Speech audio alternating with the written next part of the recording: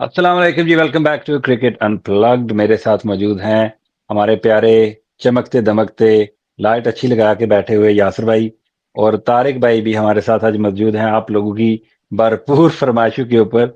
और फाइनली ये वीडियो के साथ आए हैं। नॉर्मली ये अपना चेहरा दिखाना पसंद नहीं फरमाते, तो आज इनको मुंह दिखाई हमने पेश की और उसके बाद ये अपना इन्होंने चेहरा दिखाया है। तो पहले तो वेलकम करते हैं इन दोनों भाइयों को और फिर जरा बात करेंगे पीएसएल के ऊपर। जी, क्या हाल है आप लोगों के? ठीक है? अस्सलाम जी, वालेकुम, थैंक यू, ठीक थैंक ठाक यू। यार। तारिक भाई की शक्ल देखने को हमें भी मिल गई और मेरा ख्याल है कि ये वीडियो तो आपकी मिलियन व्यूज पे जाएगी क्योंकि तारिक भाई की इतनी डिमांड होती है कमेंट्स के अंदर। तो yeah good to have you Tariq भाई with your thank video. Thank you यार यासर भाई, थैंक यू। अच्छा जी, आप ज़रा बताएँ कि क्या पीएसएल का आज का मैच जो आप लोगों ने देखा, तो पेशावर दलमी के लिए एक तरह से एक मस्ट विन गेम थी, but the way they performed.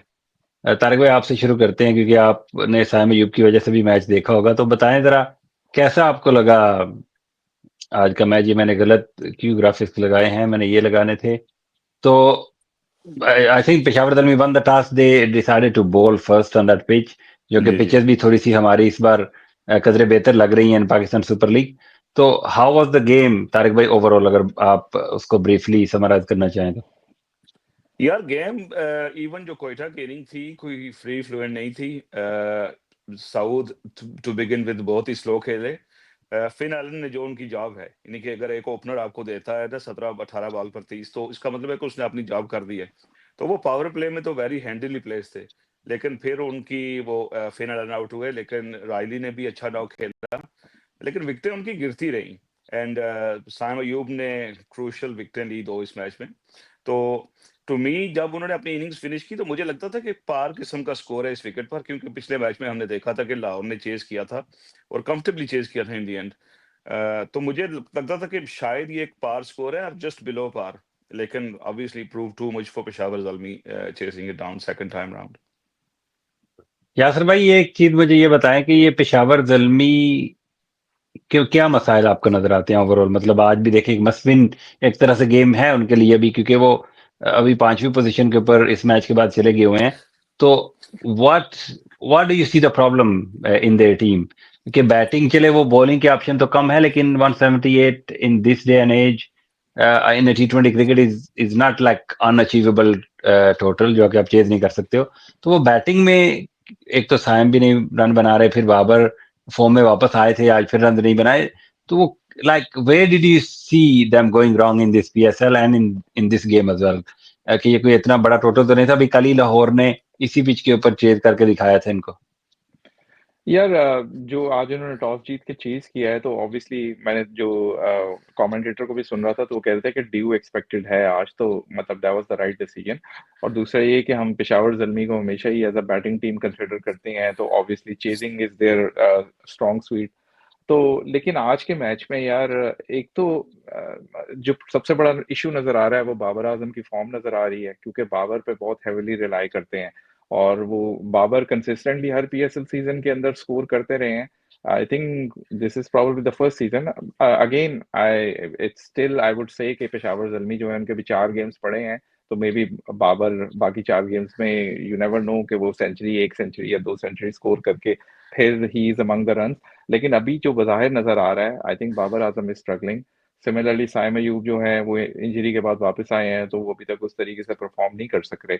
तो आपके जो दोनों रिलायबल मोस्ट रिलायबल बैटर्स थे जिन पे पेशावर जल्मी हैवीली रिलाई कर रहा था पिछले सीजन भी, तो वो इस दफा टोटल फ्लॉप शो है। फिर नंबर वन डाउन आपके टीकेसी आ रहे हैं जो again is a flop show except for one inning. I I don't think so कि उसकी कोई कंट्रीब्यूशन है। फिर उसके बाद सबसे बड़ा पेशावर जर्मी का बॉलर का इशू है उनका fifth bowler. The problem is कि जो उनका स्क्वाड है उसके अंदर ये बहुत बड़ा इशू है कि वो उनके पास 4 रेगुलर बॉलर्स होते हैं and then they are basically handicap. आज तो खैर साइम ने अच्छी बॉलिंग कर दी but they are always relying on somebody part timer जो कि उनका फिफ्थ बॉलर बॉलिंग करके दे। तो ओवरऑल मुझे लग रहा है कि जो उनके पास स्क्वाड अवेलेबल है उसको भी वो प्रॉपरली नहीं खिला रहे। और दूसरा ये कि बाबर आजम की जो फॉर्म है वो it's it's a big question mark.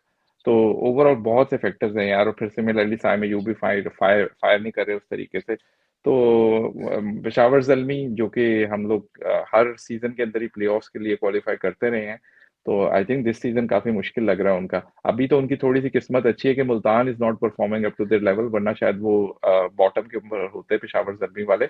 लेकिन फिलहाल तो I think Multan is playing the worst. But overall बहुत से मसाइल हैं यार पेशावर जर्मी के। तारिक भाई, क्या लगता है आपको, how how could they sort out their problems, और अगले आने वाले जो उनके मैचेस रहते हैं, ऑब्वियसली उनको जीतने पड़ेंगे, अभी भी 4 मैचेस हैं उनके, तो अगर वो चारों मैचेस जीतते हैं, या 4 में से शायद 3 भी अगर जीतते हैं, तो वो भी क्वालिफिकेशन शायद वो हो सकती है उनकी, depending on the other results as well. तो how could they change their fortunes?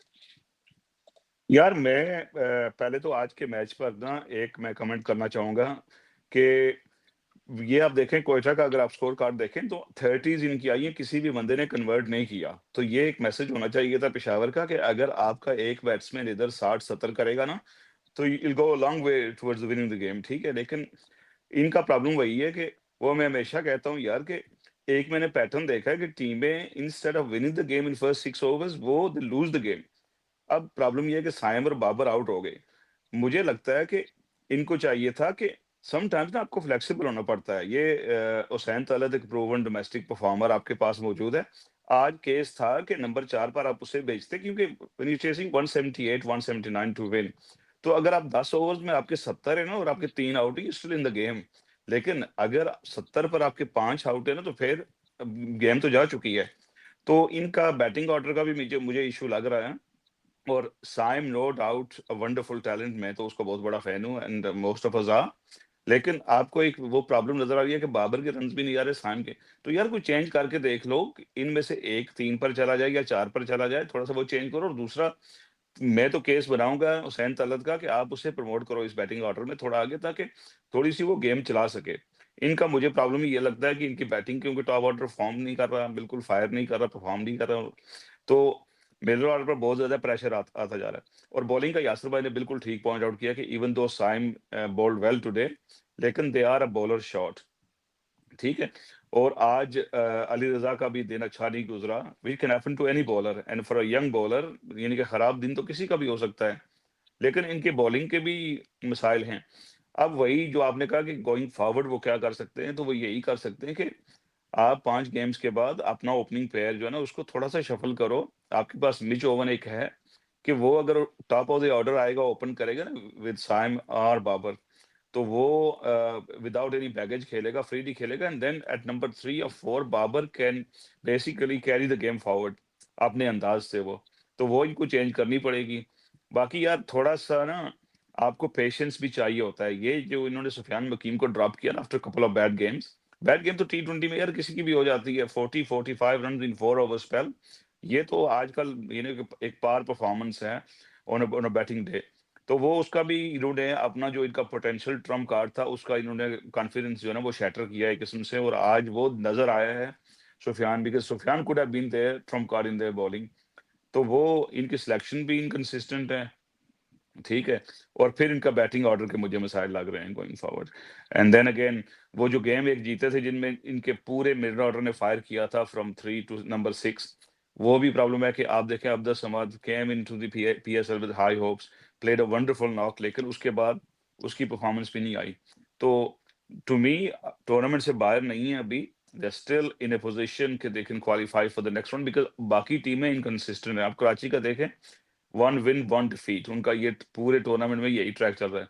Quetta even though 1-3 now, लेकिन उनकी भी इनकंसिस्टेंसी है उनमें। तो देखें क्या करते हैं, लेकिन I think they still in the competition. So just final point on this game, and then we'll move on to the overall PSL जिस तरह से अभी तक हो रही है। तो ये जो कोयटा ग्लैडिएटर्स है, they started off really well, फिर बीच में हारे भी, लेकिन अब जैसे चैपमैन वापस आए तो उन्होंने अपने कॉम्बिनेशन अब अलग से खिलाना शुरू किया है कि वो चारों ओवरसीज बैटर्स की तरफ गए हैं और लोकल बॉलिंग उन्होंने खिलाना शुरू किया। तो यासर भाई, do you think they are now finding the right combination जो कि उनका बेस्ट हो सकता है and which can carry them forward into the tournament? नहीं बिल्कुल यार, लास्ट 2 मैचेस से इन्होंने इसी कॉम्बिनेशन के साथ स्टिक किया। ऑब्वियसली यार चैपमैन उसके अंदर वापस आ गए हैं तो उसकी वजह से बिग बूस्ट फॉर देम।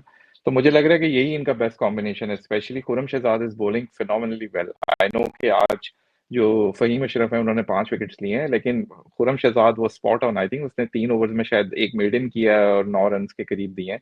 तो और लास्ट गेम में भी उसने बहुत अच्छी बॉलिंग की थी, और फिर वसीम जूनियर जो है उसने भी आते ही इम्पैक्ट क्रिएट कर रहा है वो। तो मेरे ख्याल से this is their right combination, they should stick with it. और मुझे लग रहा है कि कोयटा जो है इससे पहले टूर्नामेंट शुरू होने से पहले हमें ये सबको मेजॉरिटी ऑफ द जो पीपल हैं वो यही बोल रहे थे कि शायद कोयटा ग्लेडिएटर्स का स्क्वाड इज बहुत अच्छा है, लेकिन समहाउ वो उस तरीके से फिर जब मैचेस शुरू हुए हैं तो वो ट्रांसलेट नहीं कर सके। लेकिन अब मुझे लग रहा है कि they are coming back to the form, और वो अपने रिदम के अंदर वापस आ रहे हैं। और actually credit goes to that Karachi game, I would say कि वो टर्न अराउंड था उनके लिए, जो वो इतनी लो स्कोरिंग गेम वो जीते हैं। तो मेरे ख्याल से it gives them a lot of confidence कि हम कोई भी टोटल डिफेंड कर सकते हैं या हम कोई भी टोटल चेस कर सकते हैं। स्टिल उनकी 5 गेम्स पड़े हैं अभी, तो you never know what's gonna happen. But मुझे लग रहा है कि उनका कॉन्फिडेंस बैक हुआ है कोयटा ग्लेडिएटर्स का, और मुझे लग रहा है कि they are on the right path, और वो शायद मेरे ख्याल से राइट टाइम पे पीक करना स्टार्ट कर रहे हैं। तो they could be potentially very dangerous for other teams now. अरे would you like to add anything on Kotak Gladiators? उनका भी मिक्स बैग ही रहा है अभी तक, लेकिन अभी आई थिंक आखिरी 2 गेम में जीतने के बाद थोड़ा कॉम्बिनेशन भी चेंज किया है, तो अभी सेटल होती वो भी टीम दिखाई दे रही है, राइट? जी, बिल्कुल ऐसे ही है। और जो यासिर भाई ने मेंशन किया ना कराची की game, a game which you lose 9 times out of 10, ठीक है? वो गेम जब आप जीतते हो ना, आपको लामहला एक ऐसा कॉन्फिडेंस मिलता है जो आप कैरी फॉरवर्ड करते हो। तो वो back to back wins I think will do wonders for their confidence. और जहाँ तक आपने बात की चैपमैन का होना, वो उनको एक मिडल ऑर्डर में देता है एक इम्पेटस। तो टॉप ऑर्डर तो वैसे भी आई थिंक इनका with Finn Allen in there, Saud का इवन दो सीजन इतना अच्छा नहीं जा रहा, लेकिन we know Saud is a quality player and the role that he does उसमें वो परफॉर्म कर सकता है। तो and Rilee Rossouw and Mendis they can win you a game on any given day, even though Rilee Rossouw का अभी वो impact नहीं आ रहा और लास्ट सीजन भी कोई इतना अच्छा नहीं गुजरा था। एंड बॉलिंग फ्रंट पर यार I think it was criminal कि you leave potentially the best death over bowler in Wasim Junior out of your team in first few games. And Khurram Shahzad ने भी जैसे यासर भाई ने मेंशन किया है कि क्वालिटी लॉन्ग फॉर्मेट बॉलर उसने आके इम्पैक्ट डाला है। तो देयर टीम, बिल्कुल यासर भाई की एक और बात को मैं एंडोर्स करूंगा कि उनकी team looks like a team peaking at the right time. And वो जो कराची की विन थी, it could be the turning point in their season, and that's what Peshawar Zalmi are looking for. वो चीज़ लैक कर रहे हैं कि अगर आप ये गेम जीतते हो, क्योंकि उन्होंने बड़ा ज़बरदस्त एक मैच जीता था जिनमें उनके तमाम जो मिडल ऑर्डर उसने परफॉर्म किया था, लेकिन उसके बाद 2 I think back to back losses हो चुके हैं, इफ नॉट 3। तो ये कोयटा के लिए things are looking really good going forward. Absolutely. अच्छा जी, लेट्स मूव ऑन। ये तो ज़ल्मी की बात कर ली हमने, आज के मैच की थोड़ी हमने सोचा कि थोड़ी सी बात कर लें, बट क्योंकि आज एक ब्रेक है, मंडे का दिन है, कोई मैच नहीं होने वाला, तो अब जरा ओवरऑल अभी तक जो मैचेस हुए हैं, पहले भी हमने रिव्यू किया था जब एक ब्रेक आई थी, तो आज भी हमने सोचा कि थोड़ा से रिव्यू कर लेते हैं। तो जरा पॉइंट्स टेबल के ऊपर अगर नजर डाली जाए, तो अगर सारी टीमें यहाँ पे मौजूद हैं, तो इसमें जी इस्लामाबाद यूनाइटेड, तारिक भाई जो फूले नहीं समा रहे हैं, तो इनकी टीम जो है अभी तक कोई मैच नहीं आ रही है। 5 मैचेस खेले, 5 जीते हैं। फिर लाहौर जो है वो सेकंड के ऊपर है with 3 wins and 3 losses. Quetta Gladiators with 3 wins and 2 losses, they are at number 3। एक गेम इन हैंड है इनकी, बाकी टीमों ने 6-6 खेले हैं, इन्होंने 5 मैचेस खेले हैं, तो they can actually win their next game, which is going to be on Tuesday against Multan Sultan, and they can actually move above Lahore Qalandars. And then we have Karachi Kings, जो कि तारिक भाई ने पहले कहा कि एक अच्छी game खेलते हैं, एक बुरी, एक अच्छी एक बुरी, तो इसी तरह से 6 में से 3 जीते 3 हारे। फिर पेशावर ज़ल्मी ने 6 में से 2 मैचेस जीत रखे और 4 हारे। और मुल्तान सुल्तान जो कि है यासर भाई की जान, उन्होंने सिर्फ 1 मैच जीता है और 5 हारे हैं, and they are at number 6। तो यासर भाई आए जरा बताएं, ये पॉइंट्स टेबल आपको किस तरह से नजर आ रहा है? मुझे तो ये लगता है कि अभी भी ये टूर्नामेंट फुली ओपन है, अपार्ट फ्रॉम इस्लामाबाद यूनाइटेड। जिस तरह की क्रिकेट इन टीमों ने खेली है अभी तक, जो नीचे वाली 5 टीमें हैं, तो इसमें अभी भी आप कुछ नहीं कह सकते हो कि जो टॉप 4 अभी दिखाई दे रही हैं, क्या वही रहने वाली है, या फिर पेशावर ज़ल्मी स्नीक इन कर सकता है। इवन मुल्तान भी रूल आउट अभी तक नहीं हुआ, तो they can sneak in as well. तो how do you see this tournament? अभी तक जो हुआ है उसमें क्रिकेट कैसी हुई है, और ये टीमें, how do you see them, like कौन सी टीम बेसिकली आपको स्लिप होती हुई दिखाई दे सकती है अगर ज़ल्मी और मुल्तान जब अगर उन्होंने स्नीक इन करना है तो? यार हाफवे स्टेज से थोड़ा सा ज्यादा हो गया। Again Quetta Gladiators is the only team जिन्होंने अभी 5 मैचेस खेले हैं, बाकी सब 6 गेम्स खेल चुके हैं। तो अभी तक में तो यार Islamabad United is looking very very strong. अब उसके अंदर उनकी जो ऑलराउंड कैपेबिलिटी है, that has to do with it के बैटिंग काफी डीप है और बॉलिंग में भी उनके पास 7 बॉलर्स होते हैं। But are they really that strong? मुझे नहीं लगता। मुझे लगता है कि अगेंस्ट जो उनके अगेंस्ट बाकी टीमों ने बहुत पुअरली परफॉर्म किया है। I mean no doubt Islamabad United has quality players, लेकिन मेरे ख्याल से बाकी टीमें उस तरीके से एक्सपोज नहीं कर सकी उनकी। तो इस्लामाबाद यूनाइटेड फॉर श्योर मेरे ख्याल से प्लेऑफ में जाते हुए नजर आ रहे हैं इजीली और कंफर्टेबली। और अभी कोयटा ग्लैडिएटर्स भी जिस तरह फॉर्म में आ रहे हैं, उनका विनिंग मोमेंटम बन रहा है, तो मुझे लग रहा है कि they should be the second team जो कि आराम से थ्रू कर जानी चाहिए। रिमेंबर कि अभी तक फिन एलन जो है वो उस तरह फायर नहीं कर सके, और जिस दिन वो फायर कर गया वो सिंगल हैंडेडली मैच जितवा देगा। सिमिलरली जो चैपमैन है वो भी 2 मैचेस से वापस आए हैं, तो he is a very very quality player as well in the middle order. तो मुझे लग रहा है कि कोयटा ग्लैडिएटर्स और इस्लामाबाद यूनाइटेड, मुझे आई फील कि they should be able to qualify for the play off. बाकी 2 स्पॉट्स ओपन है, उसके अंदर मुल्तान सुल्तान 4 गेम्स उनके मौजूद हैं, वापस रहते हैं। पेशावर जल्मी के भी 4 रहते हैं, लेकिन इनके इश्यूज अभी तक जो नजर आ रहे हैं वो इनके कॉम्बिनेशन के हैं। पेशावर का तो हॉरेबल कॉम्बिनेशन है। अगेन हम उस पर बात कर चुके हैं और कई दफा पहले भी वीडियोस में बात की है कि वो जो 5वां बॉलर है दैट्स हर्टिंग पेशावर। तो मुझे लग रहा है कि शायद मे बी इनको टीकेसी को ड्रॉप करके जॉर्ज लिंड को लाना चाहिए, या फिर वो जो चौथे ओवरसीज हैं इनके max Bryant I believe, I think उसको लेके आ सकते हैं। लेकिन मुझे लगता है कि जॉर्ज लिंड के साथ इनका कॉम्बिनेशन ज्यादा बेहतर बनेगा when they will have a fifth bowler. अब आया वो चेंज करते हैं रिमेनिंग गेम्स में, नहीं, it's up to Peshawar Zalmi. Multan के भी लिए भी प्रॉब्लम ये है कि मुल्तान की बॉलिंग जो है वो कोई भी टोटल डिफेंड नहीं कर सकती। तो और मुझे नहीं लगता कि मुल्तान कोई और इतनी ज्यादा सिग्निफिकेंट चेंजेस कर सकता है, क्योंकि उसने सारे ही कॉम्बिनेशन खिला लिए हैं। जब उवैद शाह जो इमर्जिंग प्लेयर है वो आपका स्पेयर हेड हो फास्ट बॉलिंग अटैक का, तो फिर I think there is some serious issues with your bowling lineup. तो ओवरऑल पेशावर जल्मी और मुल्तान के लिए मुझे प्रॉब्लम लग रहे हैं, लेकिन द प्रॉब्लम इज के कराची किंग्स जो है और लाहौर कलंदर भी मिक्स पैकेज है। Lahore Qalandar is like very good on few days and not good, और उनके भी स्क्वाड के अंदर कॉम्बिनेशन के काफी प्रॉब्लम है। तो यार अभी तक this is a very open PSL, जहां पे मुझे I personally feel in my opinion कि Islamabad United Quetta Gladiators they should be able to qualify easily, लेकिन रिमेनिंग 2 स्पॉट्स ओपन है। तो I think maybe 1-2 games के बाद हमें बिल्कुल आइडिया हो जाएगा कि इधर Multan and Peshawar are really out of the tournament, और या फिर अभी वो फाइट देंगे और they will remain in the contention. अच्छा तारिक भाई आपकी तरफ आते हैं। एक तो आप ऐसे है ना, तारिक भाई ऐसे भी बैठे हैं यासर भाई के जैसे, ये ऊपर बैठे हैं आराम से छत पे बैठ के, नीचे सब लड़ रहे हैं और ये तमाशा देख रहे हैं आराम से। ये हो रहा है Islamabad United sitting comfortably at the top. अभी ब्रेक भी बीच में आ गई है, अभी आई थिंक वेडनेसडे को उनके लिए गेम होनी है। तो तारिक भाई नीचे वाली जो टीम्स हैं उसमें आप क्या पिक्चर पेश करोगे कि इनमें से अगर for example just for Zalmi fans या मुल्तान फैंस कि अगर उनको होप थोड़ी सी देनी हो, तो which are the teams from top 4 जो कि आपको स्लिप होती हुई दे रही हैं नीचे, और उनकी जगह के ऊपर जल्मी और मुल्तान में से कोई ऊपर आ सकता है अभी भी? यार जहांगीर, असल में ना किसी भी स्पोर्ट में जो लीग होती है, इवन फुटबॉल लीग्स हैं, तो वो हमेशा एक रेलीगेशन बैटल होती है। और उसमें जो की थिंग होती है ना, कि दो चीजें आपको होप देती हैं। एक ये है कि आपके ऊपर लोग जो है ना वो किस स्टेज में हैं, किस सूरत हाल में है, और दूसरा आप क्या कर रहे हैं। आप ऊपर तो उनके लिए होप मौजूद है, बिकॉज हमने जैसे पहले मेंशन किया कि Lahore and Karachi are both inconsistent. They can have a good game and then they can have a bad game. लेकिन मुझे पेशावर और मुल्तान से प्रॉब्लम ये है कि उनका जो पैटर्न अभी डेवलप हो रहा है ना, कि उनकी गुड गेम्स आना उनके लिए मेजर इशू होगा।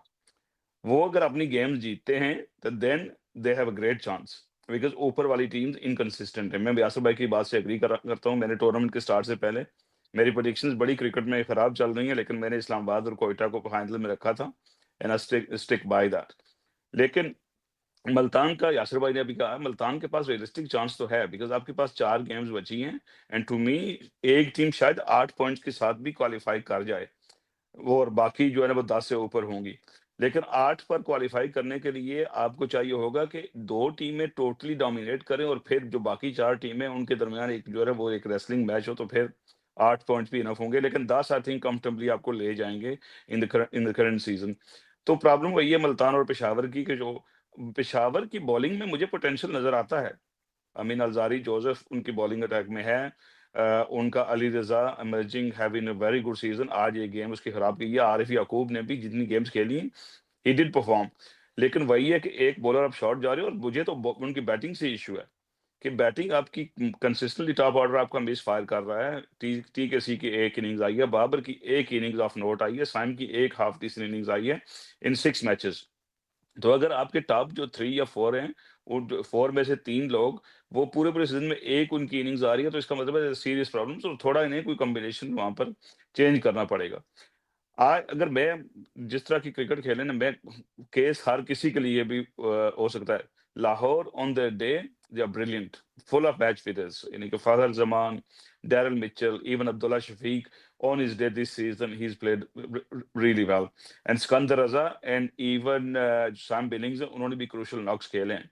लेकिन वही है, ऑन अ बैड डे 3-4 विकेटें गिर गई तो बैटिंग जो थोड़ी सी थिन है मिडिल ऑर्डर में, तो उनके लिए प्रॉब्लम हो सकती है। इसी तरह बॉलिंग में Shaheen Afridi is having a decent season, लेकिन बाकी बॉलिंग में भी उनके प्रॉब्लम्स हैं। वो लेग स्पिनर को भी उन्होंने ड्रॉप किया था लास्ट गेम में। अब देखना ये है कि क्या वो उसी कॉम्बिनेशन से आगे जाएंगे या उसको वापस लेके आएंगे, और जब वो उसको वापस लेके आएंगे तो क्या वो सुफियान मुकीम की तरह उसका कॉन्फिडेंस भी उससे अफेक्ट होगा, ये नहीं होगा।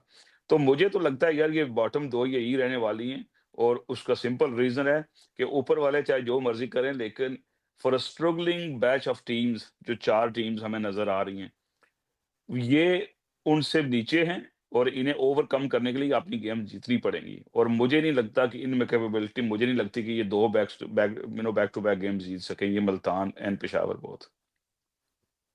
एब्सोल्युटली। अच्छा, मुझे जो अगर कोई एक चांस नजर आता है ना, टॉप 4 टीमों में से कोई नीचे अगर चली जाए और नीचे से कोई इन दोनों में से कोई एक ऊपर चली जाए, वो एक मुझे मुझे ऐसा लगता है वो शायद एक कराची किंग्स ऐसी टीम हो सकती है कि जो जिस तरह की उन्होंने क्रिकेट अभी तक खेली है, तो अगर एक दो और बुरे दिन उनके आ गए और जलमी और मुल्तान ने मैचेस जीत लिए तो उनका एक ही है। बाकी लाहौर, क्वेटा और इस्लामाबाद में तो मुझे नहीं लगता कि इनमें से कोई टीम नीचे आने वाली है। There only one team that could slip down, और उसका फायदा जलमी और मुल्तान उठा सकते हैं, डिपेंडिंग ऑन कि वो कैसे क्रिकेट खेल रहे हैं। तो इसके अलावा तो आई थिंक जो भी टॉप 4 हैं, ज्यादा चांसेस तो यही है कि यही शायद टॉप 4 पे फिनिश कर रहेंगे। तो अगर कोई स्लिप आउट होती है तो that in my opinion could be Karachi Kings. अच्छा जी, अब जरा थोड़ी सी अगर हम बात करें ये अभी तक के जो टॉप परफॉर्मर्स हैं पाकिस्तान सुपर लीग में, वो क्या है, तो I don't know whether you can read this picture. Yasir, can you read this picture out कि नहीं नजर आ रहा? जी थोड़ा छोटा है, लेकिन आप we can talk about it, थोड़ा बहुत नजर आ रहा है। छोट बड़ा कर दो इसको। अच्छा जी, मैं ये बॉलर्स की लगी है पहले। तो बॉलर्स में जी ये हसन अली है, is leading the chart with 13 wickets. फिर जेसन होल्डर, क्योंकि मैचेस बीच में नहीं खेले तो वो हसन ने खेले हैं, एक एक्स्ट्रा मैच खेला है हसन ने ही, और जेसन होल्डर इज सेकंड। फिर अलजारी जोसेफ नंबर 3 के ऊपर आ चुके हैं for Peshawar Zalmi. He didn't start of well, but अभी रिसेंटली जब से लुक वुड के साथ उनकी जोड़ी बनी है तो वो ऊपर आ गए हैं। अब्बास अफरीदी भी हैं, फिर शादाब खान, अबरार, उबैद शाह, शहीन शाह अफरीदी और रिशाद हुसैन। यासर भाई, देयर इज वन, क्योंकि हमने पिछला जो रिव्यू किया था उसमें और इसमें जो डिफरेंस है ना, उस वाले रिव्यू में देवर मोर स्पिनर्स, क्योंकि वो पहले जो लेग थी वो हुई थी पिंडी में और कराची में, और पिंडी पे रिलेटिवली थोड़ी सी स्लोअर साइड के ऊपर थी पिचेस।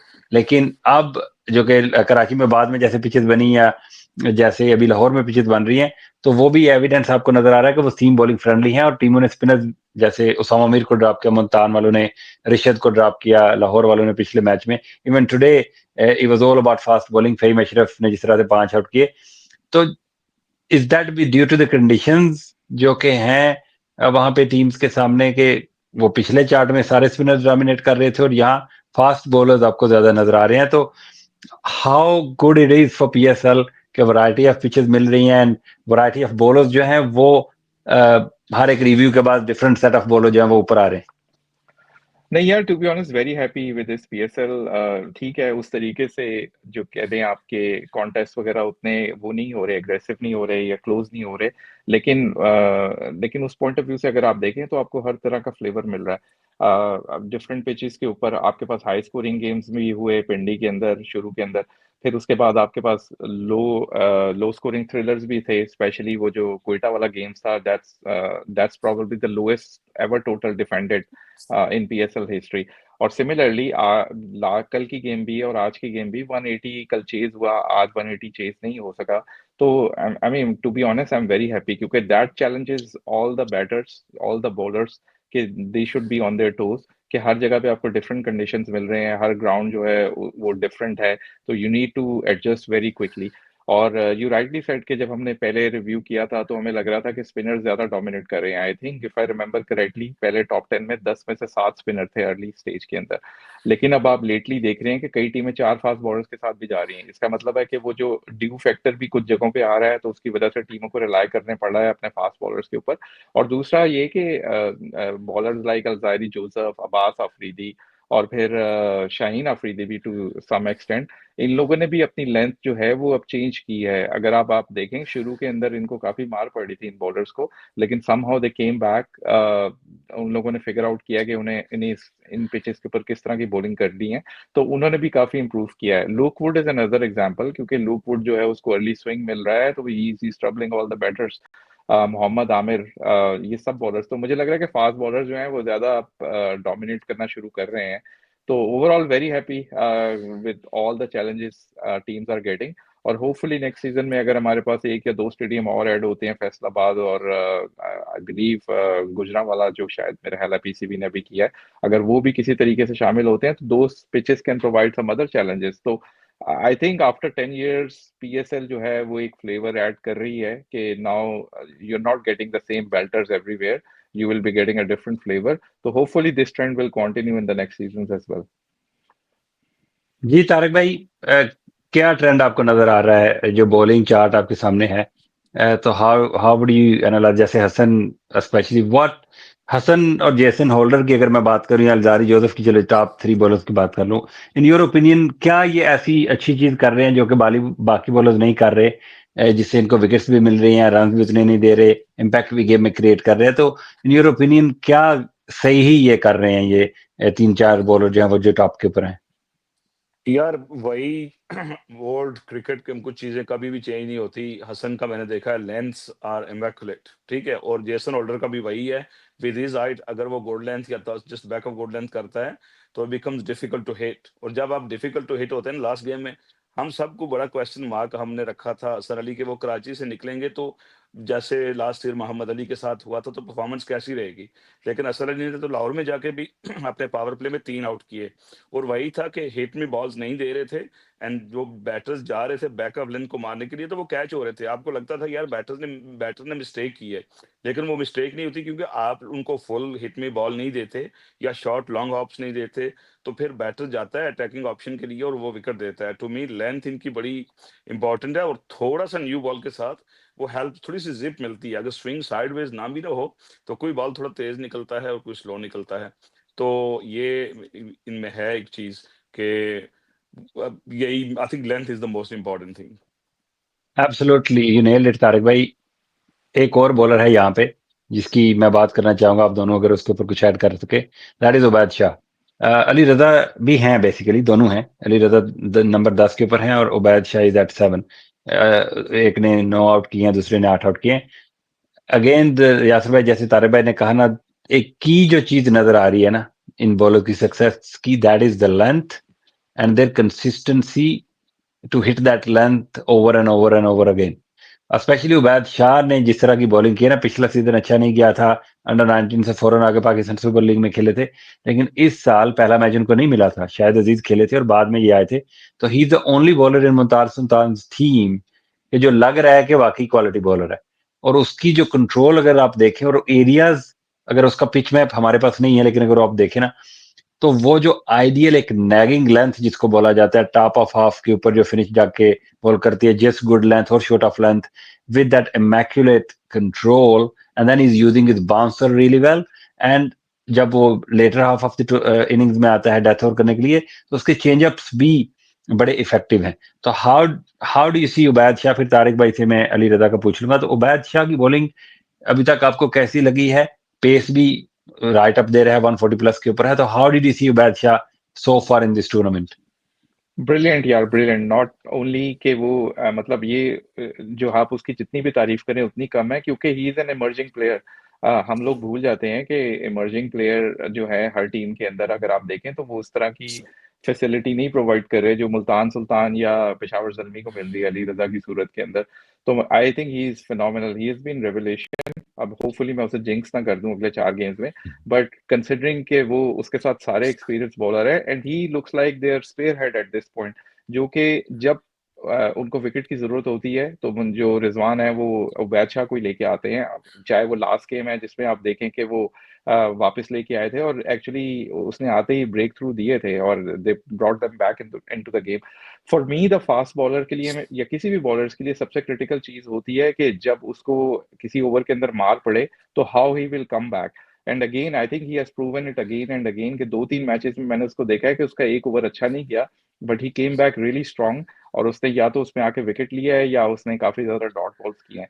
तो आई विश कि किसी तरीके से ये अपनी फिटनेस को मेंटेन रख सके और ये डोमेस्टिक सीजन में जाके और परफॉर्म करे। I think he will be a very very good asset for Pakistan, और specially with this space with his potential. I feel he can be potentially come in Pakistan team very soon, लेकिन let's hope will not hurry these players। Ali रजा को भी बात कर रहा हूँ कि उसको भी इतना हरी ना कराएं, इन लोगों को 1-2 सीजन अभी डोमेस्टिक में परफॉर्म करने दें। बट ओवरऑल यार very happy with this performance, और मुझे लग रहा है कि मुल्तान अभी तक जो थोड़ा बहुत कंटेंशन में है वो उसकी अकेले की वजह से ही है। तो hopefully other bowlers from Multan will step up as well और वो उसको सपोर्ट के अंदर करें, लेकिन ओवरऑल यार he is been phenomenal this absolutely. अच्छा, ये तारिक भाई, अली रजा सीजन। के बारे में अगर थोड़ी सी रोशनी आप डालना चाहें, क्या चीजें आपको उसकी अच्छी लगी, क्या वो सही कर रहा है जिसकी वजह से उसको सक्सेस मिल रही है, और कहीं ना कहीं पेशावर जल्मी को लुक वुड, अल्जारी जोसेफ के साथ साथ अली रजा ने भी टूर्नामेंट में बना के रखा हुआ है।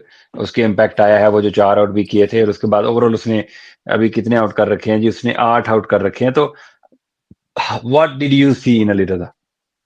यार जो जिस चीज ने मुझे अली रजा में इम्प्रेस किया ना वो कंसिस्टेंसी ऑफ पेस है, ठीक है।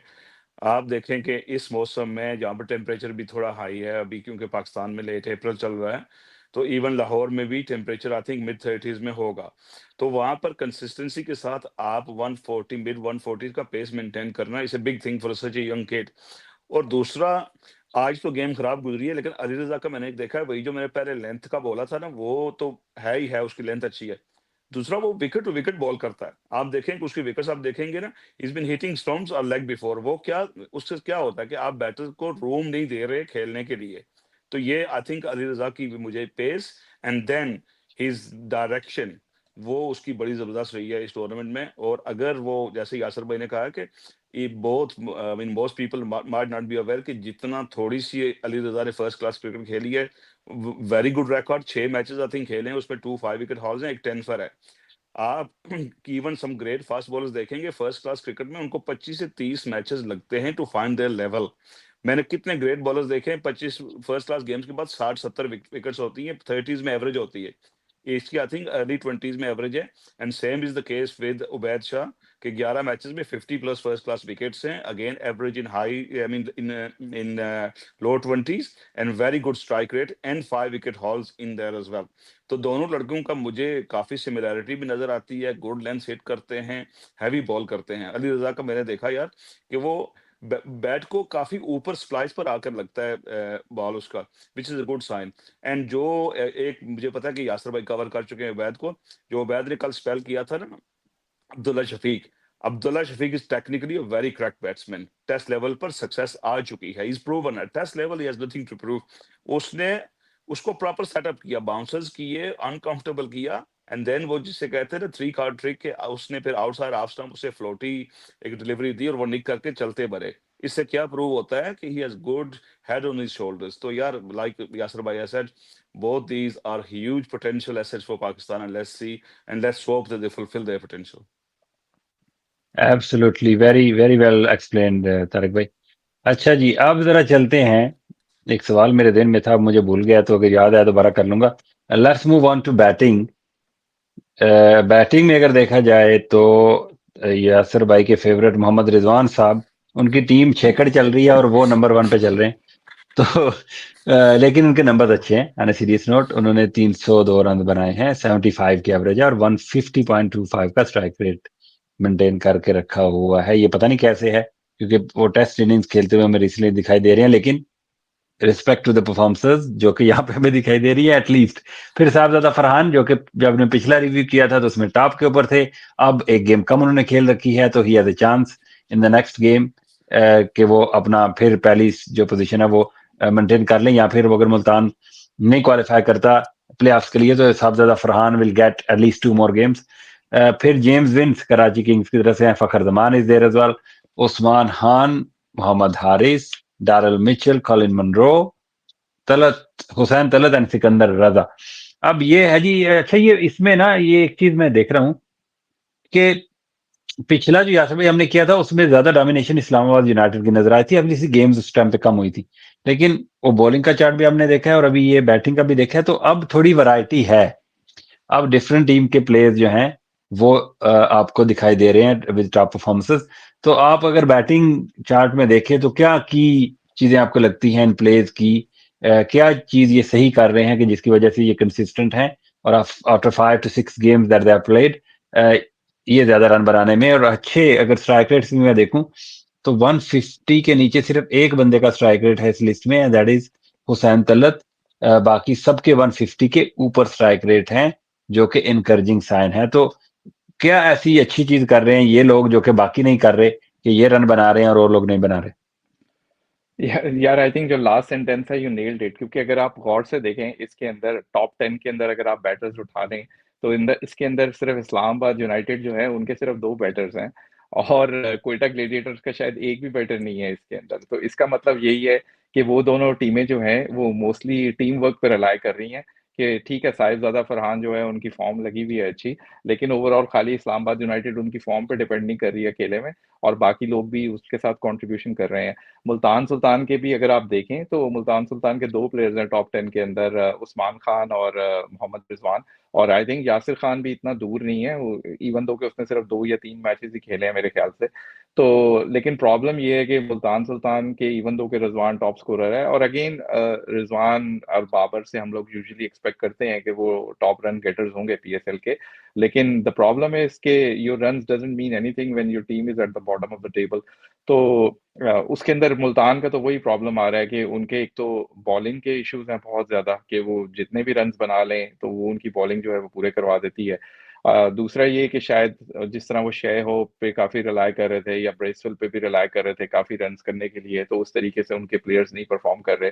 बट अदर देन दैट आप बाकी टीमें भी देखें तो कराची किंग्स भी हॉट एंड कोल्ड है, और उसके भी जेम्स वेन्स की अगर वो एक 100 की इनिंग्स निकाल दें आप, तो आई थिंक थोड़ा सा एक 100 किया शायद मेरा ख्याल है जेम्स विंस ने, और एक 50 की थी, तो उसके अलावा तो जेम्स विंस भी स्ट्रगल ही कर रहे हैं उसके। तो ओवरऑल लाहौर कलंदर्स के बैटर भी आपको काफी नजर आ रहे हैं इसके अंदर तो, लेकिन लाहौर कलंदर्स के बैटर्स जो हैं वो उन्होंने थोड़ा सा लेट स्टार्ट लिया है, शुरू में वो स्ट्रगल कर रहे थे। तो मिक्स पैकेज अभी तक नजर आ रहा है, लेकिन आई थिंक समरी अभी तक यही है कि जो ये टीमों के बैटर्स इवन दो के टॉप 10 में है लेकिन टीम्स उनकी अच्छे तरह से परफॉर्म नहीं कर रही, तो टीम वर्क मिसिंग है।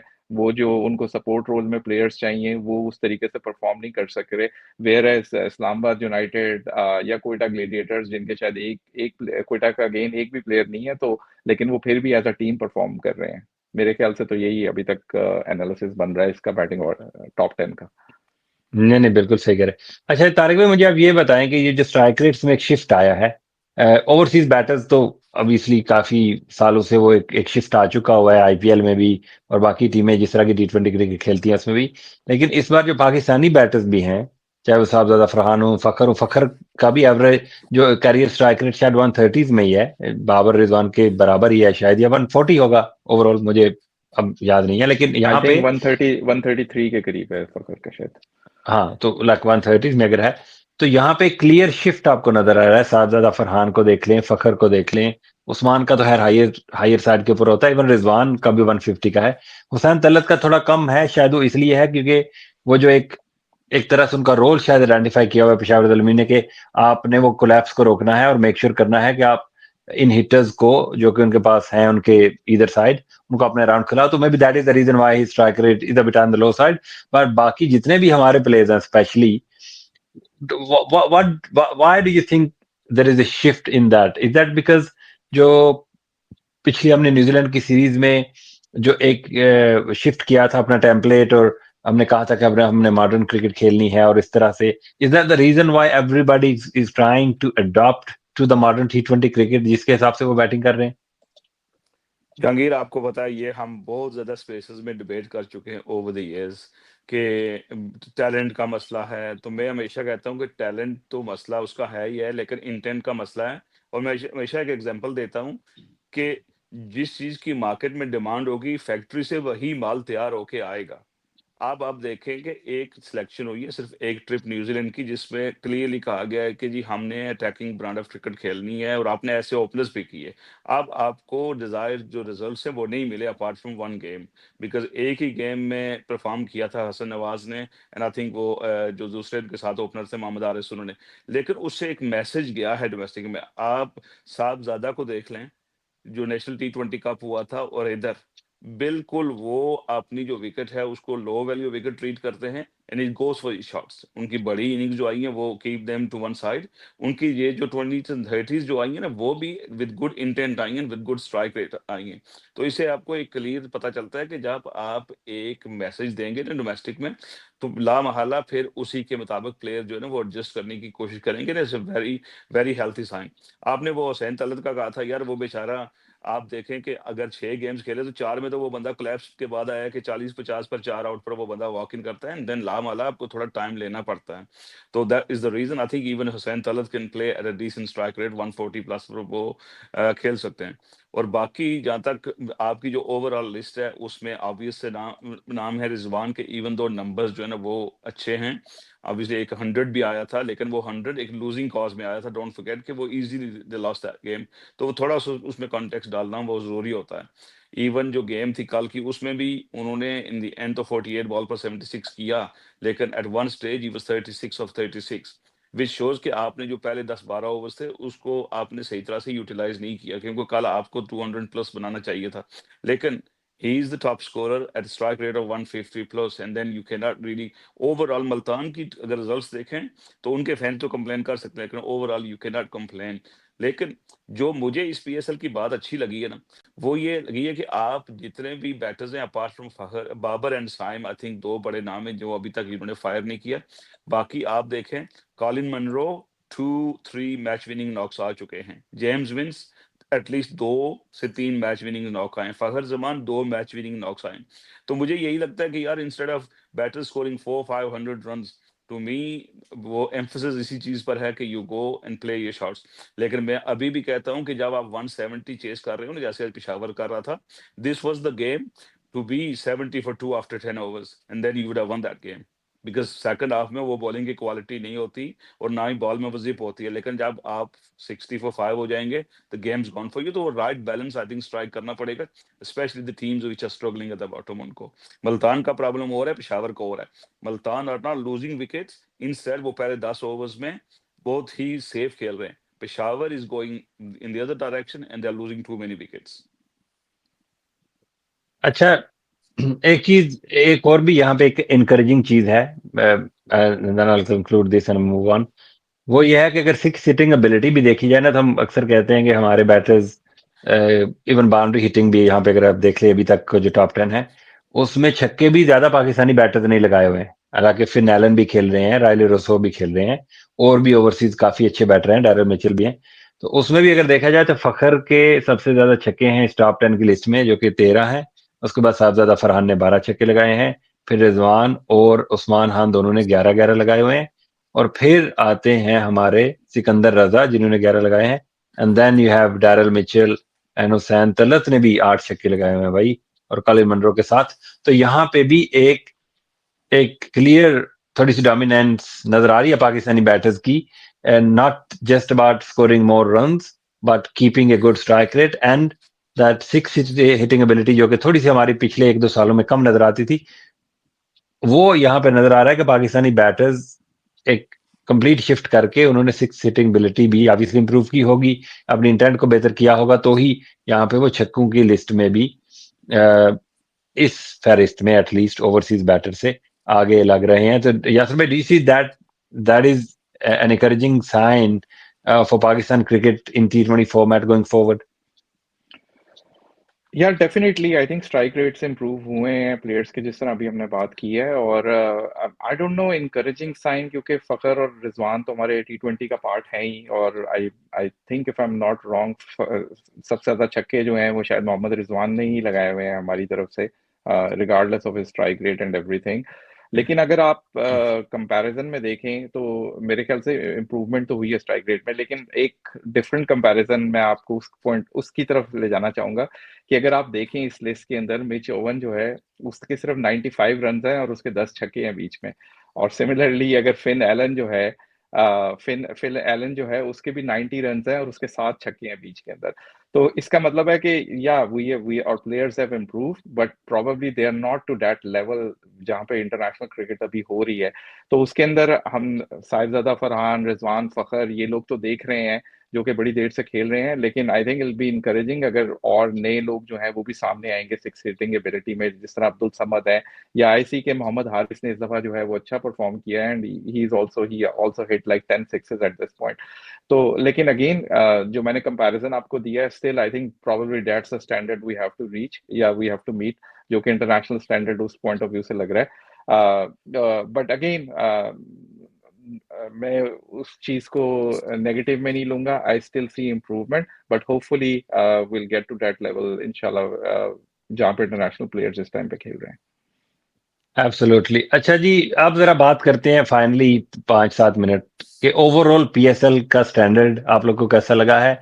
पिचेस कैसी हैं? क्राउड के हवाले से कुछ भी आप ऐड करना चाहें।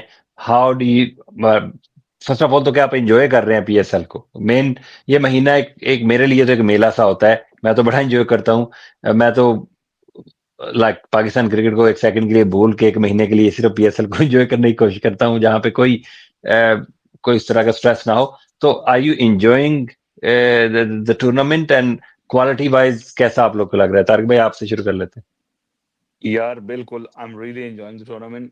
पिछले साल से मैं ज़्यादा एंजॉय कर रहा हूँ इस साल। एक तो इस्लामाबाद यूनाइटेड की जो फॉर्म लगी हुई है, that is one of the contributing factors. और फिर मुझे बॉलिंग क्वालिटी, आई थिंक ये जो अली रज़ा एंड उबैद शाह की जो इमर्जेंस है, इसने तो मेरे लिए इस टूर्नामेंट को जो है ना 4 चाँद लगा दिए हैं।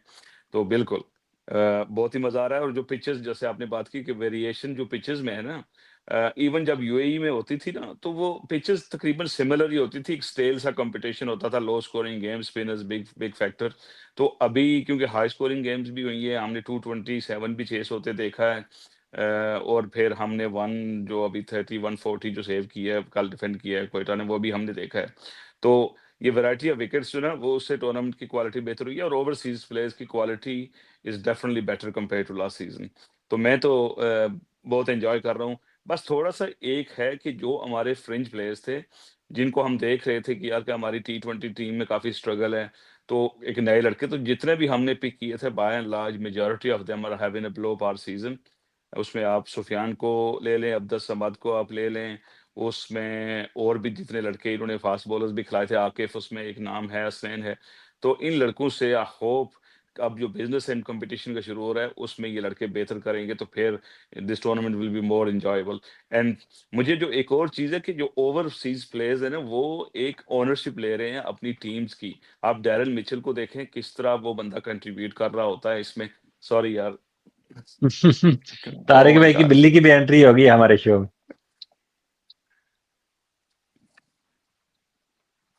यार ये पता क्या है, ये घर में ऐसे घूमती है बिल्ली के, ये जैसे घर की मालिक ही है। नहीं नहीं, सही है, नो प्रॉब्लम। आप कंटिन्यू करें तारिक भाई, अगर नहीं कर सकते यासर भाई आप आ जाएं। In the mean time Tariq भाई जरा बिल्ली को निपटा लें। तो बताएं जरा। अच्छा, एक तारिक भाई ने तो वो तो ये, आप अगर इसके ऊपर भी कुछ ऐड करना तो चाहते हैं तो कर ले। लेकिन क्वालिटी ऑफ प्लेस बड़े हैं, लेकिन पिचेस भी उसमें भी वेरिएशन आई है। लेकिन वो कंपेटिटिव मैचेस हमें कम मिले हैं। ओवरऑल लीग कंपेटिटिव है, इस लिहाज से कंपेटिटिव है कि हर टीम एक दूसरे को हरा रही है, अपार्ट फ्रॉम इस्लामाबाद यूनाइटेड जिसको किसी ने नहीं हराया। बाकी सब टीमें ऐसे है कि एक दिन अच्छी क्रिकेट खेलते हैं, फिर दूसरी टीम उनको आके हरा देती है। तो लीग कंपेटिटिव है, लेकिन वो मैचेस जो है ना, जो एक क्लोज होने चाहिए कि कोई 5 रन से कोई टीम जीत रही है, कोई 1 रन से जीत रही है, कि सुपर ओवर में चला गया, तो वो जो थ्रू आउट 40 ओवर एक दोनों टीमों के बीच में एक कांटे का मुकाबला देखने को मिलता है ना, वो हमें कम देखने को मिला है। तो how do you see that? उसके पीछे आपको क्या रीजन लगता है? यार रीजन तो प्रेडिक्ट करना मुश्किल है इस पॉइंट के ऊपर, क्योंकि हमने शुरू में देखा था कि वो जो एक 234 का चेज हुआ था, फिर हमने ये कोयटा और कराची का गेम देखा जो कि लो स्कोरिंग गेम था और जो कि काफी क्लोज था।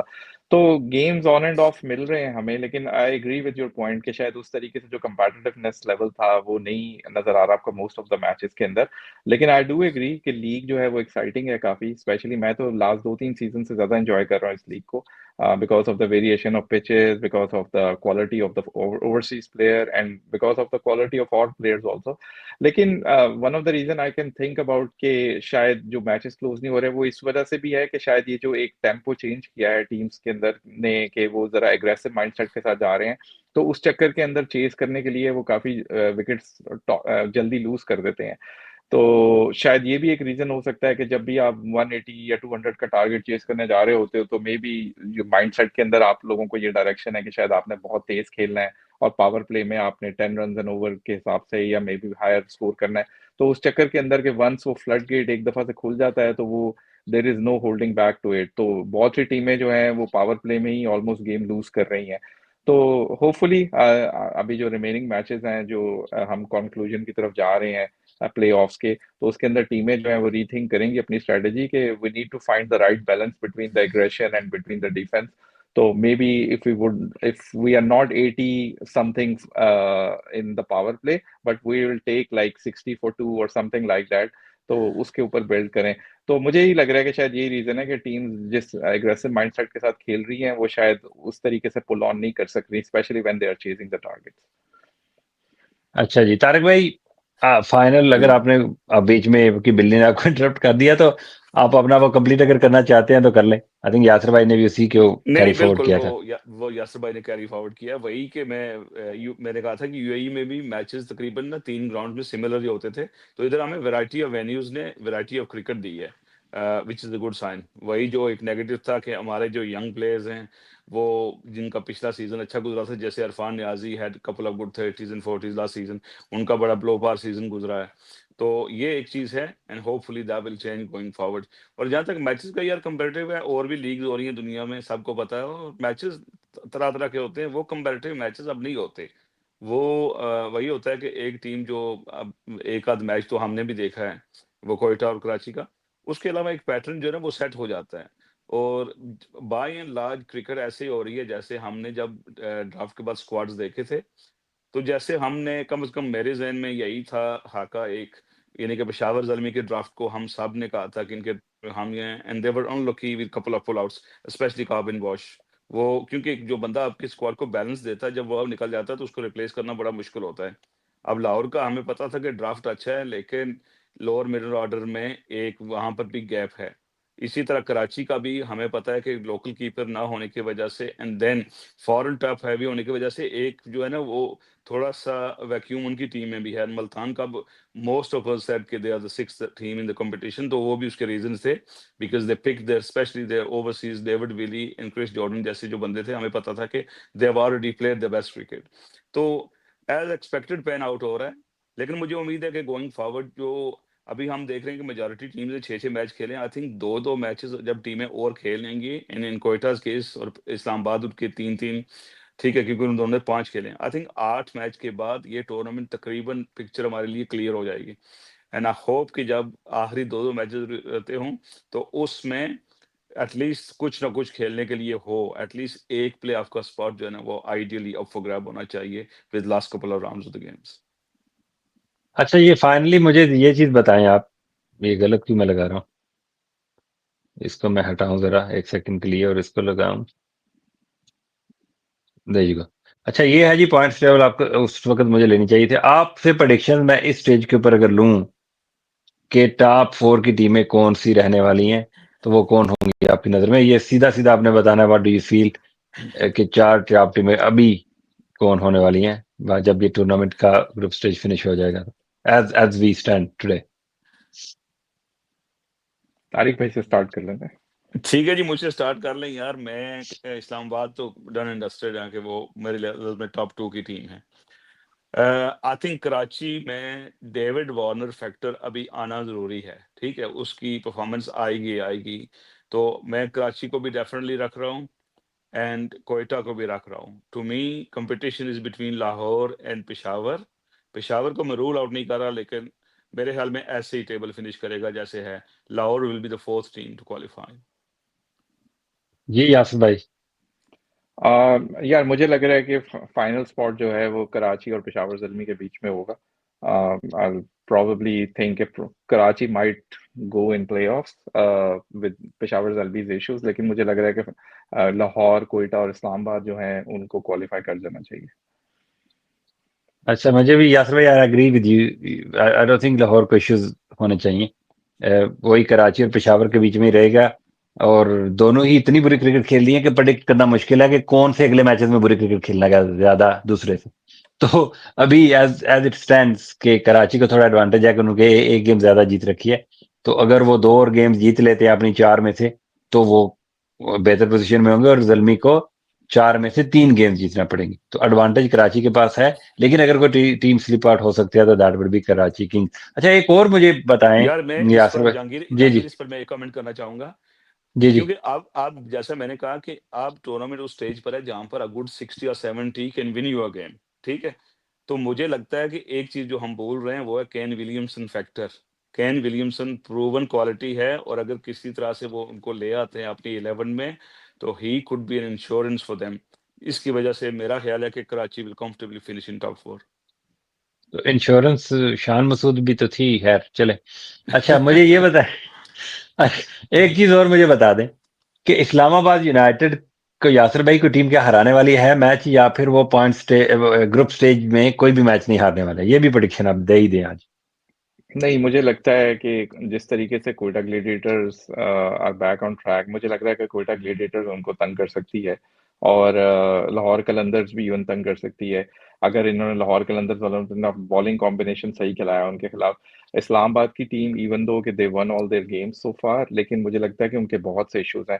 और फिर स्पेशली जो बैटिंग के अंदर जो है ना, अभी तक कोई शादाब को डोमिनेट नहीं कर सके। आई फील कि Shadab is there week factor. तो अगर कोई टीम मेरे ख्याल से शादाब को मिडिल ओवर्स में जाके करती है, तो फिर इनके लिए काफी प्रॉब्लम्स हो सकते हैं। तो मुझे लग रहा है कि Quetta gladiator in the current form और लाहौर कलंदर भी इवन इनको हरा सकती है। तारिक भाई, do you see any team beating Islamabad United at group stage? I think मैं इनकी बात से 50% एग्री करता हूँ। The only team which can beat Lahore, Islamabad is Lahore on Wednesday, और उसका simple reason है they are match winners. Someone like Fahar Zaman, on his day, he can beat any team on his own. And I hate to say it because I'm not a fan, लेकिन मुझे लगता है कि शाहीन अफरीदी का शायद कोई ऐसा स्पेल ड्यू है because he's been bowling well in the competition. तो मुझे बस यही लाहौर का लग रहा है। मुझे नहीं लगता कि कोयटा में ओवरऑल वो क्वालिटी है कि वो इस्लामाबाद को अभी सेकंड लीग गेम में या प्ले ऑफ्स में तंग कर सकेगी। मुझे लाहौर से थोड़ा सा है, इसलिए मैं चाहता हूँ कि पेशावर वाले थोड़ी सी वो कर लें कुछ अपना कॉम्बिनेशन ठीक, और कोई मैचेस जीतना शुरू करें, ताकि लाहौर हमें प्ले ऑफ में मिले ही ना। अच्छा, इसलिए मैदान साफ हो रहा है सुबह से जी जी। कि लाहौर क्वालिफाई नहीं कर रहा और दलमी को क्वालिफाई करते हुए आप नहीं नहीं, देख रहे मैंने हैं मैंने आज। ये प्रेडिक्ट किया है कि वो करेंगे, लेकिन मुझे लगता है कि अगर कोई वनरेबल है तो वो है, कराची नहीं है। अच्छा जी, ये हो गया जी आज का हमारा शो, जिसमें हमने कोशिश की है कि अभी तक की पीएसएल जिस तरह से हुए उसके ऊपर एक नजर डाल ली जाए। तो अभी आगे देखते हैं कि एक और ब्रेक आएगी तो एक और रिव्यू कर लेंगे। फिर अभी वीकेंड के ऊपर तो शोज मुश्किल है क्योंकि हमारी अपनी क्रिकेट शुरू हो चुकी है, लेकिन वीक डेज में मैचेस के बाद आपके लिए शो लेके आते रहेंगे। तो शुक्रिया तारिक भाई आपका भी, यासिर भाई आपका भी, आपने ज्वाइन किया। Thank you. And thank you जो भी 2-4 लोग हमें देखेंगे, उनका भी देखने का शुक्रिया। अभी तक यही है। Thank you very much for watching. Allah Hafiz.